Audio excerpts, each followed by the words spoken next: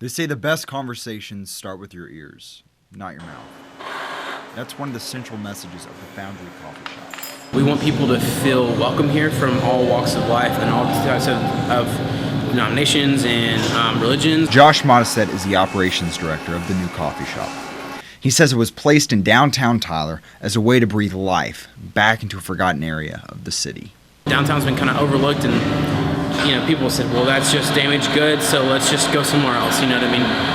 And so again, we're just really trying to bring something new to downtown, to Tyler in general. The Foundry first opened in September of 2014 by Bethel Bible Church. It functions as an outward community. I don't even want to call it a ministry, but a ministry for the Bethel Bible Church, more of like an informal foyer for the church. Through the use of coffee, they are able to fulfill their mission, forging community and conversation. We want people to feel welcome here, and we don't want anyone to feel like we're pushing anything on them, because we're not. We just feel like the gospel isn't meant to be pushed on people, but more as like an invitation. I'm not religious, and I'm always a little skeptical. I guess growing up in the South, you sort of get stereotypes, which is, but I didn't feel pressured once ever here. Victoria Vorsis says she goes to the Foundry multiple times a week.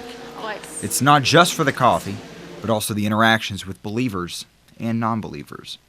People, I've made friends here, and they're like, I think it's so cool you take a religion. I'd love to sit down and talk to you about that. And I mean, we just have talks about it, and it's not awkward at all. It's not weird at all. It's just so comfortable. And it's also really refreshing to talk to people and not have them not feel like they're judging you. Vorsis also goes to the Foundry with her best friend, Erin Hicks. Growing up in church, you do go to different places where they shove their belief down your throat. And being a Christian, I find that annoying. So I can imagine what it's like for someone who's not a believer. The two say they never talked about their opposing views on religion. It wasn't until they started going to the Foundry they began to open up about the tough subject. We talk to other people, we see their beliefs, and then we turn around to each other and say, well, why do you believe the way you believe? And so I think it's just opened the floor up for discussion, and it just helps us understand so much more about each other, and it just brings us closer, even though our views are so far apart. I've always known that Victoria wasn't religious, but it hasn't been until we started coming here that we've had these in-depth conversations. So I think we've really opened up to each other more on like a deeper level, and now we're doing it more so with other people. So as cups of coffee continue to brew, so does the conversation, proving the Foundry is not just about coffee, but also finding common grounds.